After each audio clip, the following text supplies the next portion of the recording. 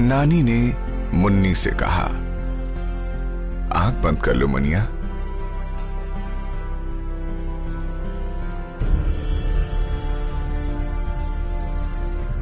अब क्या नानी?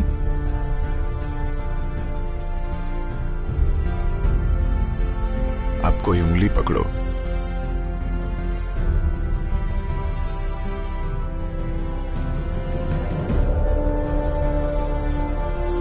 अच्छा नानी।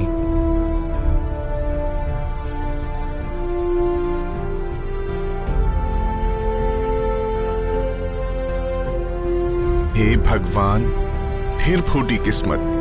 क्या हुआ नानी? भाग जा यहां से। क्या हुआ नानी? भाई नहीं ला सकती थी क्या? कहां से नानी?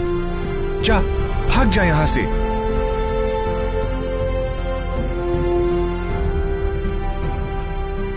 फिर से पकड़ो नानी।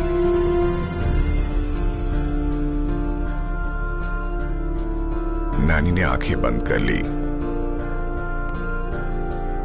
मुनिया ने भी बंद की। नानी की उंगलियां और मुनिया की सांसें कांप रही थीं।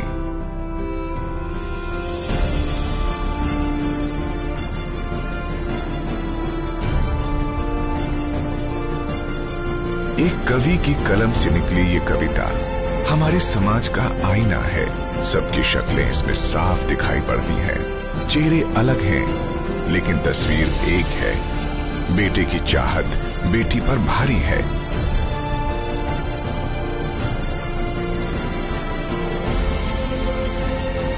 भारत में देवियों के मंदिर सजे हैं, लेकिन उनसे लड़कियों के जीवन पर कोई खास फर्क नहीं पड़ा है। देवियों से भी लोग बेटे की ही कामना करते हैं, लेकिन अगर गर्भ से कोई कन्या आ जाए तो हमारा समाज उसे एक बोझ की तरह देखता है। किसी बड़े कवि ने कहा, औरत तेरी यही कहानी, आंचल में दूध आंखों में पानी। औरत पत्नी और प्रेमिका के रूप में तो स्वीकार है, लेकिन बेटी के तौर पर उसका दर्जा बेटे के बाद है। भारत में आज हालत ये है कि प्रति 1000 लड़कों पर सिर्फ 917 लड़कियां हैं। लेकिन समाज में भेदभाव के बावजूद महिलाओं ने पुरुषों से हर क्षेत्र में मुकाबला किया है, बल्कि उनसे आगे भी निकली हैं। ये कहानी एक ऐसी बेटी की है जो एक सफल माँ है, दादी है, नानी है और दिल्ली की लोकप्रिय मुख्यमंत्री हैं। शीला दीक्षित एक ऐसा नाम है जो किसी तारीफ का मोहताज नहीं है। एक ऐसी शख्सियत जिसे जिस रूप में देखा जाए कम है। एक ऐसे नेता हैं जिन्होंने दिल्ली का नक्शा ही बदल दिया है। जब भी दिल्ली का नया इतिहास लिखा जाएगा तो इतिहासकारों को उनका नाम दर्ज करना होगा और आने वाली पीढ़ियों को ये बताना होगा कि शीला दीक्षित उन लोगों में से एक हैं जिन्होंने दिल्ली को एक नई शक्ल दी है। वो उन शासकों की कतार में खड़ी हैं जिन्होंने दिल्ली को दिल्ली बनाया है। शहरों के शहर दिल्ली का इतिहास बहुत पुराना है। कहते हैं सबसे पहले पांडवों ने इंद्रप्रस्थ बसाया था, जो दिल्ली ही थी। उसके बाद पृथ्वीराज चौहान ने दिल्ली पर राज किया। पृथ्वीराज के बाद दिल्ली सल्तनत, मुगल साम्राज्य और उसके बाद ब्रिटिश ने दिल्ली से ही राज किया। यानी दिल्ली से ही देश पर शासन किया गया और हर शासक ने दिल्ली को कोई न कोई अपनी पहचान दी है। कई बार उजड़ा और बसा है ये शहर।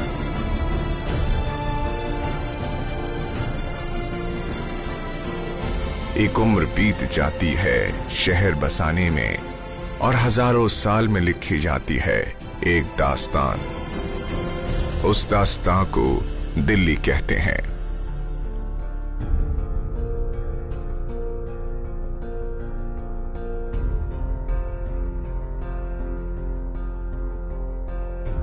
लगभग 100 साल पहले 1912 में एडवर्ड लुटियंस ने ब्रिटिश साम्राज्य के लिए दिल्ली को राजधानी बनाना शुरू किया और लगभग 16 साल की कड़ी मेहनत के बाद सन 1929 में दिल्ली ब्रिटिश राजधानी बनने को तैयार थी।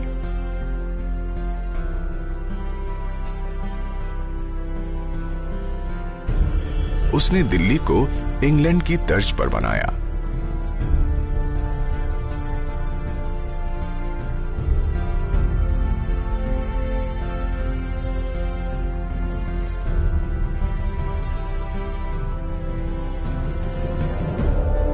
इंडिया गेट, राष्ट्रपति भवन, प्रधानमंत्री का दफ्तर सहित पूरा रायसीना हिल उन्हीं ने बनाया है, जो कि बेहतरीन आर्किटेक्चर की मिसाल है। कुल मिलाकर दिल्ली नई दिल्ली बन गई। लेकिन आजादी के बाद बहुत सालों तक दिल्ली बदहाली का शिकार हो गई। यहाँ प्रधानमंत्री तो थे, लेकिन उन पर पूरे देश की बागडोर थी, जिसकी वजह से दिल्ली की चमक जैसे खो सी गई। बढ़ती आबादी और बेतरतीब विकास ने जैसे दिल्ली को स्लम में तब्दील कर दिया।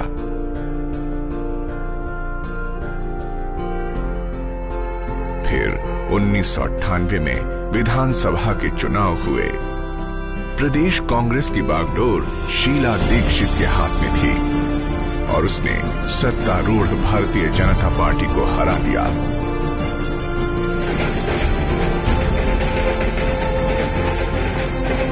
उस वक्त बड़ा सवाल था कि आखिर कौन होगा दिल्ली का मुख्यमंत्री, क्योंकि दिल्ली में दिग्गज नेताओं की कोई कमी नहीं थी। अचानक शीला दीक्षित का नाम कांग्रेस आला कमान ने तय कर दिया। दूसरे नेताओं के लिए बात गले से उतरने वाली नहीं थी।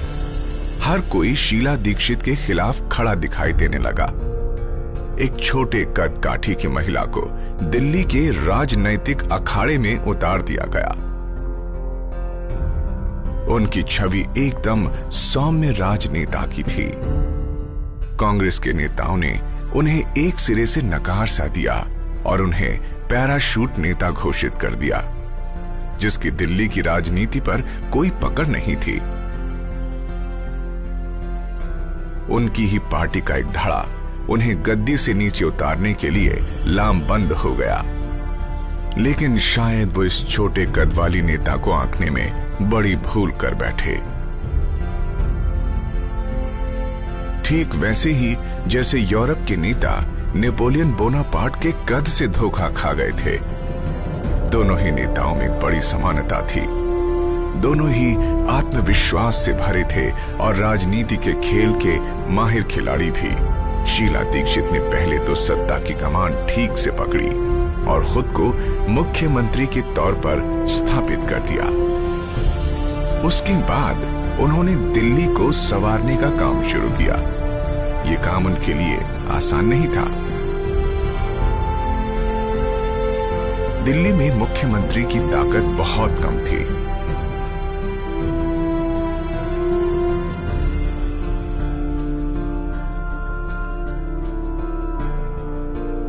सुरक्षा के लिए जरूरी पुलिस उसके पास नहीं थी। विकास के लिए दिल्ली विकास प्राधिकरण यानी डीडीए उसके पास नहीं था। एमसीडी जैसी बड़ी नगर निगम उसके पास नहीं थी। लेकिन रास्ता इसमें से ही निकालना था। दिल्ली की आबादी बहुत तेजी से बढ़ रही थी। यातायात व्यवस्था बहुत ही लचर थी। बिजली घंटों गायब रहती थी। पानी की कमी एक आम बात थी और मुख्यमंत्री के पास पूरी ताकत नहीं थी। लेकिन शीला दीक्षित ने जैसे ठान ही लिया था कि अंधेरे में रोने से अच्छा है कि दिया जलाएं, कुछ कर दिखाएं।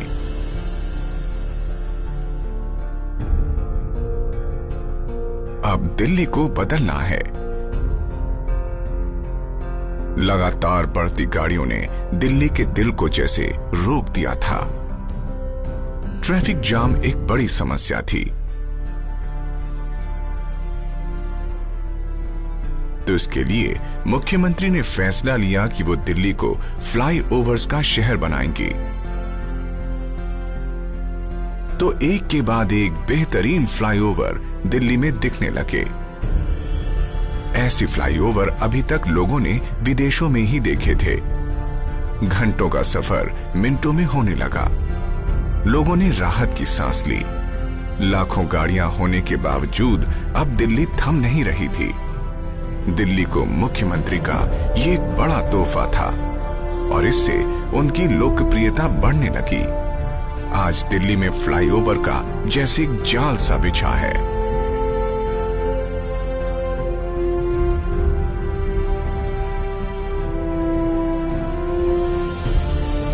ठीक उसी तरह बारामूला का एलिवेटेड कॉरिडोर और धौला कुआं का फ्लाईओवर, ये कुछ ऐसी बेहतरीन इंजीनियरिंग की मिसाल है कि जिन्होंने दिल्ली की सड़कों को राहत की सांस दी है। इसके बाद उन्होंने एक ऐसा जिम्मा उठाया जो पहले दिल्ली में सिर्फ एक सपने जैसा था। वो सपना था दिल्ली मेट्रो का। शीला दीक्षित की देखरेख में मेट्रो ने भारत में पहला कदम रखा। जाहिर है पूरे देश की निगाह इस पर टिकी थी।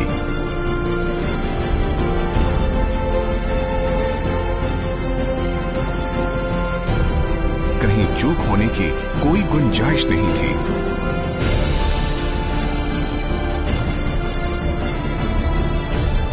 और आखिरकार शीला दीक्षित का दृढ़ निश्चय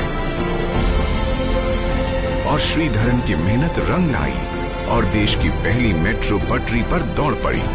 ये किसी विदेशी फिल्म जैसा था, हैरत अंगेज।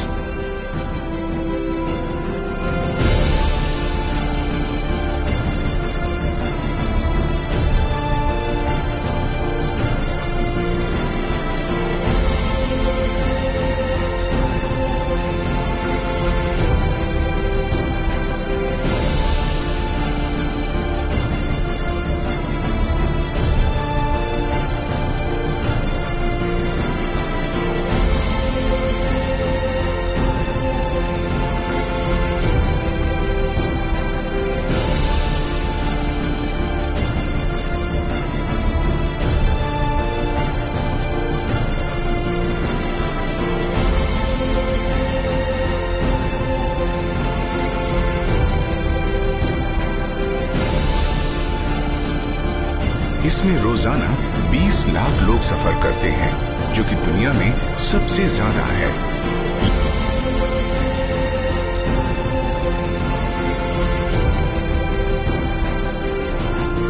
ये अब दिल्ली की लाइफलाइन बन गई है।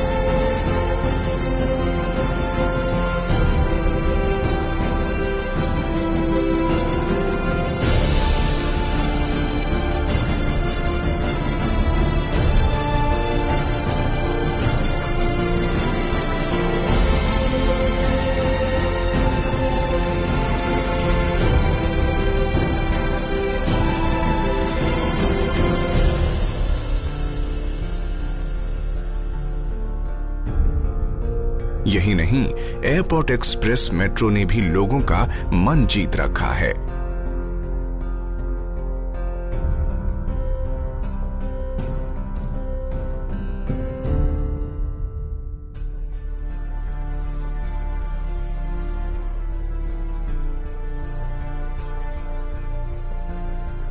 इस मेट्रो में बैठकर ऐसा लगता है मानो हमारे भी पंख निकल आए हों।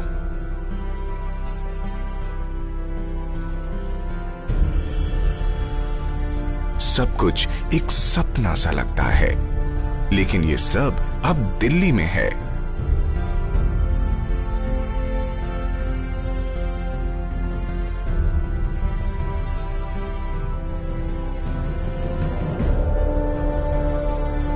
बेहतरीन मेट्रो स्टेशन, एकदम बढ़िया माहौल और लाजवाब मेट्रो।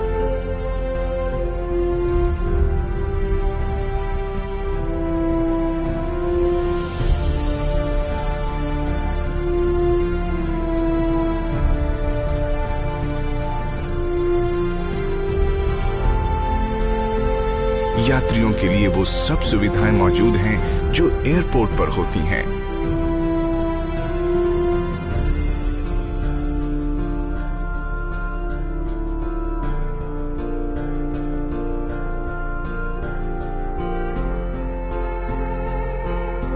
अपने विकास के कामों को लेकर जब वो 2003 में विधानसभा चुनाव में गईं, तो दिल्ली को पता था कि जीत उन्हीं की होगी, और ऐसा हुआ भी। ये दिल्ली के इतिहास में पहली बार हुआ था जब किसी मुख्यमंत्री को दोबारा चुना गया हो। वो सिर्फ एक नेता नहीं थी, बल्कि उनकी छवि एक ऐसी दादी माँ की थी जो पूरे परिवार को सही तरह से उन्नति की ओर ले जाती हैं।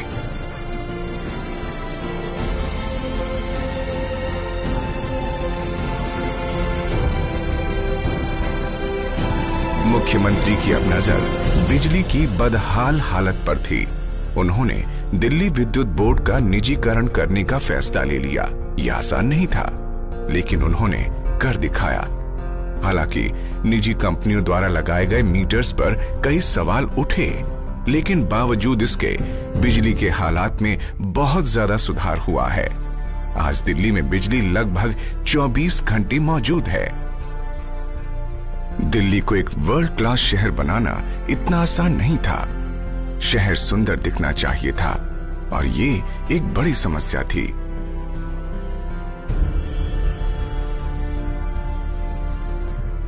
इन सब के बीच मुख्यमंत्री ने एक हिम्मती फैसला लिया।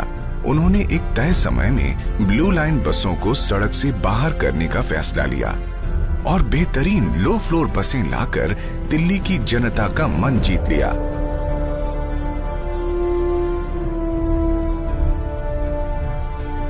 और यही नहीं, देश में पहली बार उन्होंने एयर कंडीशन बसें शुरू की, जो कि अपने आप में ऐतिहासिक था।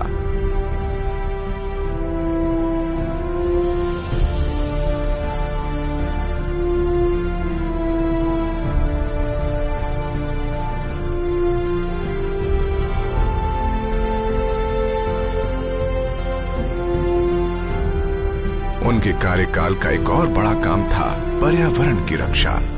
आज बसों के साथ साथ कारें भी सीएनजी से चलती हैं।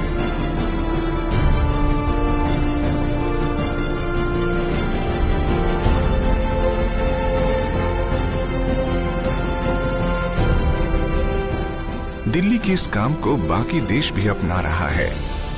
ये एक बहुत बड़ी उपलब्धि थी। दिल्ली की आबो हवा रहने लायक हो गई।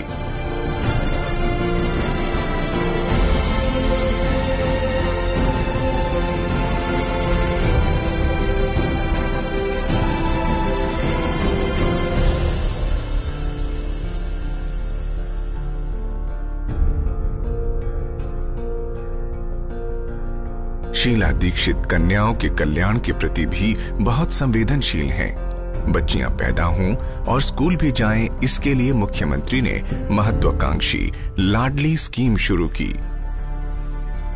अब गरीबों के घर बच्ची के जन्म के वक्त सरकार 11,000 रुपए की राशि बच्ची के नाम से बैंक में जमा करवाती है, और जब बच्ची 18 वर्ष की हो जाएगी तो उसे 1 लाख रुपए मिलते हैं। इसके अलावा मुख्यमंत्री शीला दीक्षित ने विधवाओं के लिए पेंशन भी शुरू की। इसमें हर महीने एक बेसहारा महिला को 1500 रुपए की पेंशन मिलती है। एक छोटे कद की मुख्यमंत्री सही मायने में एक राजनीतिक गुरु साबित हुई, लेकिन ये जानकर सबको हैरानी होगी कि वो राजनीति में आना ही नहीं चाहती थी। वो एक स्कूल टीचर बनना चाहती थी। यूं तो शीला दीक्षित बेहद सादगी में रहती हैं, लेकिन पिछले साल में दिल्ली की चमक कुछ ऐसी बढ़ी कि राजनीति की राजधानी होने के बावजूद ये देश की फैशन कैपिटल भी बन गई है।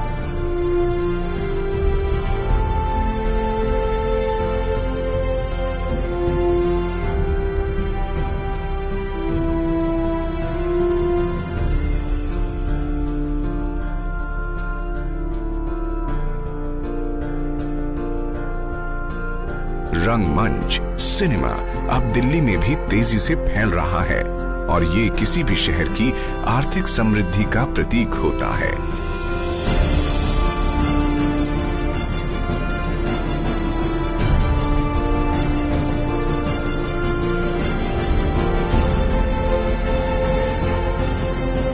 आंकड़े बताते हैं कि दिल्ली की जीडीपी देश में सबसे ज्यादा है। लगभग 1,75,000 रुपए, जबकि देश भर में ये सिर्फ 38,000 रुपए ही है।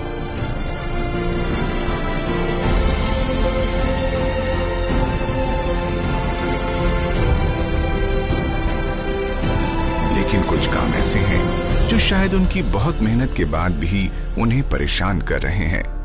पानी की कमी उनके सामने एक बड़ी दिक्कत है। हालांकि 15 सालों में ये दिक्कत कम हुई है, लेकिन उतनी नहीं। और इन सब के पीछे एक ही दुश्मन है, और वो है भीड़, भारी भीड़। भीड़ को शीला दीक्षित काबू नहीं कर पाई हैं। जहां देखो वहीं भीड़। 2 करोड़ की आबादी वाली दिल्ली में हर साल 5 लाख लोग आते हैं। हर रोज 1,000 गाड़ियां सड़कों पर उतर आती हैं। जहां देखो वहीं लोग ही लोग।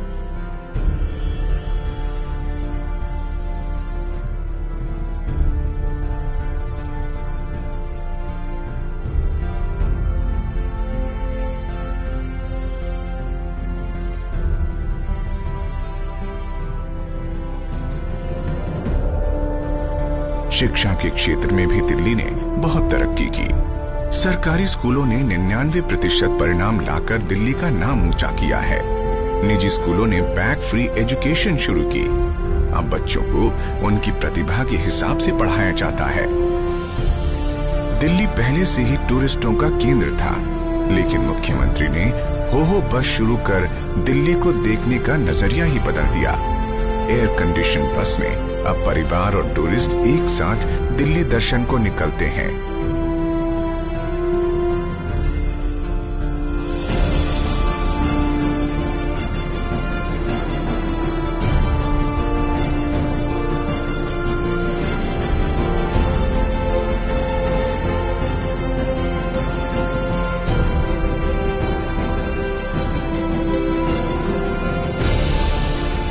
उनकी एक और बड़ी उपलब्धि थी देश में कॉमनवेल्थ खेलों का सफल आयोजन करवाना। तैयारियों का जब बुरा हाल था और पूरी दुनिया में एक गलत संदेश जा रहा था कि भारत अंतर्राष्ट्रीय स्तर के कार्यक्रम नहीं करा सकता, ऐसे में उन्होंने कमर कसी और दिन रात एक कर कॉमनवेल्थ खेलों का सफल आयोजन करवाया।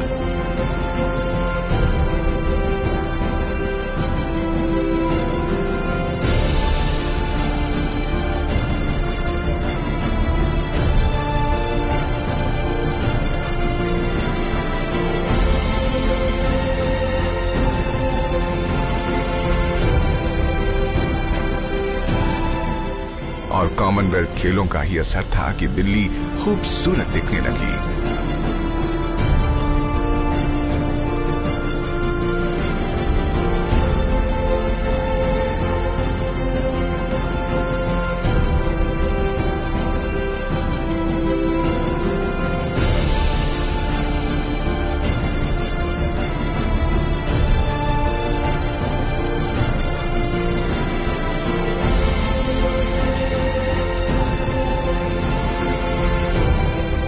और यही वजह भी थी कि यहाँ एक से बढ़कर एक शॉपिंग मॉल्स खुल गए, जिसने लोगों के जीने का तरीका ही बदल दिया है।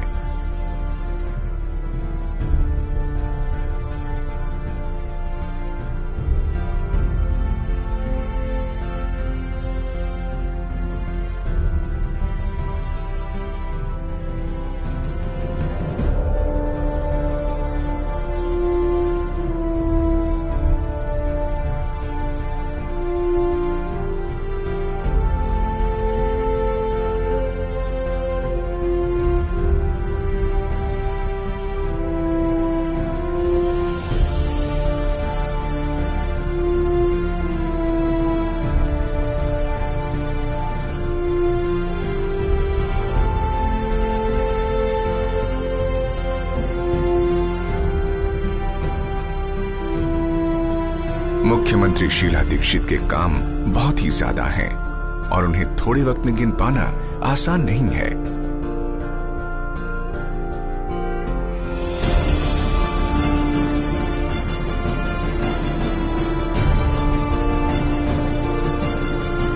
जैसे दिल्ली में गैर कानूनी कॉलोनियों का मुद्दा उन्होंने कड़ी मेहनत के बाद सार्थक कर दिया। मुख्यमंत्री ने 917 गैर कानूनी कॉलोनियों को नियमित कर लाखों लोगों की उनकी जिंदगी का सबसे बड़ा तोहफा दिया, क्योंकि अब उनके घरों पर कोई बुलडोजर नहीं चला पाएगा। आज अगर दिल्ली हरी भरी है तो इसके पीछे भी उन्हीं की दूरदर्शिता है।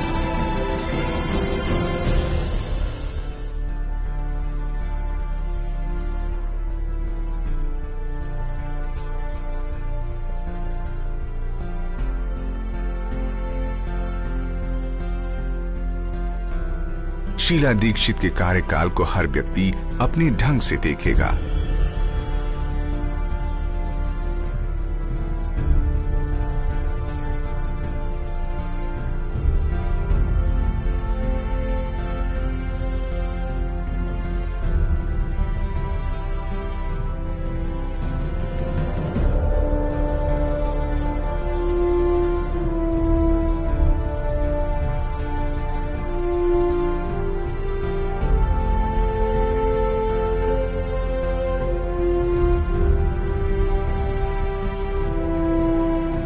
राजनैतिक विश्लेषक कुछ तीखी टिप्पणियां कर सकते हैं, इतिहासकार उन्हें कम आंक सकते हैं, राजनैतिक विरोधी उन पर निशाना साध सकते हैं, लेकिन अगर आंखों से अपनी सोच का चश्मा हटा दें तो तस्वीर साफ है कि वो देश की पहली ऐसी महिला मुख्यमंत्री हैं जिन्होंने लगातार 15 साल देश की राजधानी पर शासन किया है। और ये इसलिए है क्योंकि जनता शायद सब कुछ साफ साफ देख सकती है। वो ये जानते हैं कि शीला दीक्षित ने उनका जीवन बदल के रख दिया है।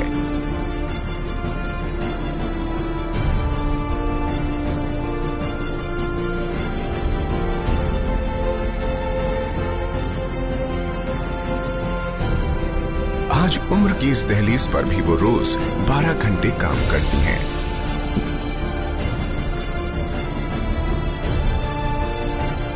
दो 2008 में जनता ने उन्हें तीसरी बार दिल्ली की गद्दी पर बैठाया, सिर्फ इसीलिए क्योंकि वो उनके दिलों पर राज करती हैं। और शायद ही उनके बाद कोई और ऐसा नेता होगा जिसे जनता इतना प्यार दे।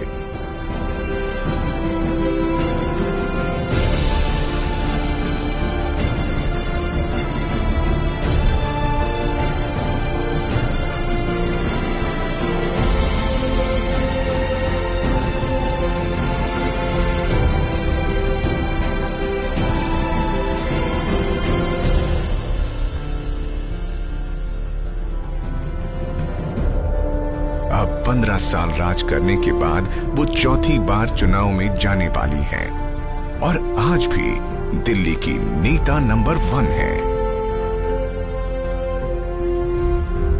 भारत को उन पर गर्व है।